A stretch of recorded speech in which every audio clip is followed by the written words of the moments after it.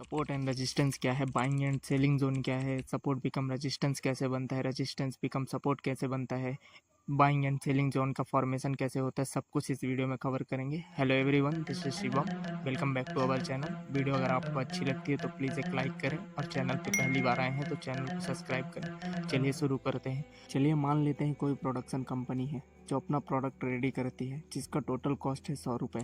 Company कहती है हम 100 रुपये से कम प्राइस पे अपना प्रोडक्ट सेल नहीं करेंगे। डीलर भी प्रोडक्ट को बाई कर लेता है क्योंकि उसको पता होता है मार्केट में इस प्रोडक्ट की डिमांड है, मैं इसको 110 रुपये में भी सेल कर सकता हूँ। यानी कि जिस प्राइस पॉइंट पे डीलर कंपनी से प्रोडक्ट को बाय कर रहा है वो हमारा सपोर्ट की तरह बिहेव करेगा, और जिस प्राइस पॉइंट पे डीलर प्रोडक्ट को मार्केट में सेल करेगा वो हमारा रेजिस्टेंस की तरह बिहेव करेगा। इस कॉन्सेप्ट को चलिए चार्ट के माध्यम से समझने की कोशिश करते हैं। चार्ट पर आप देखेंगे तो पर्टिकुलर एक प्राइस पॉइंट से बार बार बाइंग हो रही है और एक प्राइस पॉइंट से पर्टिकुलर बार बार सेलिंग हो रही है। यानी कि जिस प्राइस पॉइंट से प्रोडक्ट को ख़रीदा जा रहा है वो हमारा सपोर्ट की तरह बिहेव कर रहा है, और जिस प्राइस पॉइंट से प्रोडक्ट को बेचा जा रहा है वो हमारा रेजिस्टेंस की तरह बिहेव कर रहा है। अब आते हैं वीडियो के सेकंड पार्ट पे।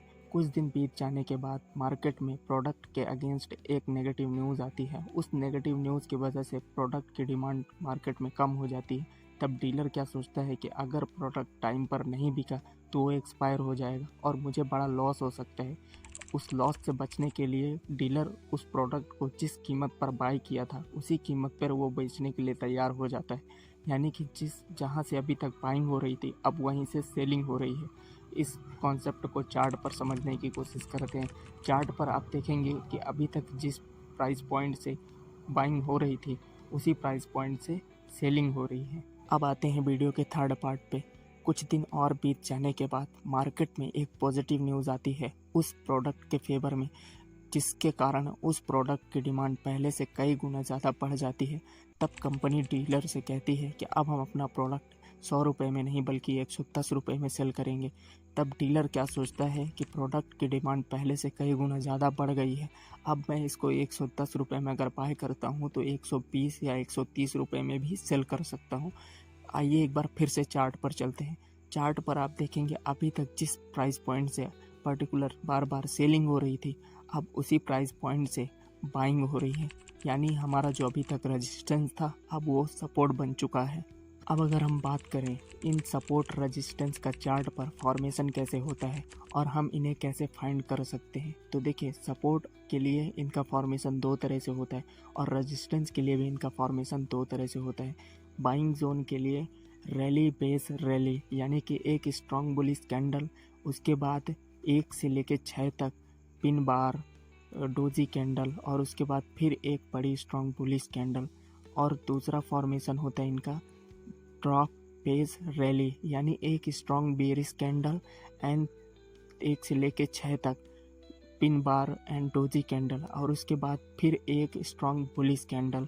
और सेलिंग यानी कि रेजिस्टेंस, इनका फॉर्मेशन भी दो तरह से होता है। पहला ड्रॉप बेस ड्रॉप, यानी कि स्ट्रॉन्ग बेरिश कैंडल, उसके बाद 1 से लेकर 6 pin bar like doji candle, और उसके बाद फिर एक स्ट्रॉन्ग बेरिश कैंडल। और दूसरा formation rally base drop, rally यानी कि एक स्ट्रॉन्ग बुलिश कैंडल, उसके बाद 1 से लेकर 6 तक like pin bar doji candle, और उसके बाद एक bearish candle strong bearish candle. इनमें भी दो तरह की लाइनों का इम्पोर्टेंस होता है, digital line and proximal line. हमें मेन फोकस डिजिटल लाइन पे करना है।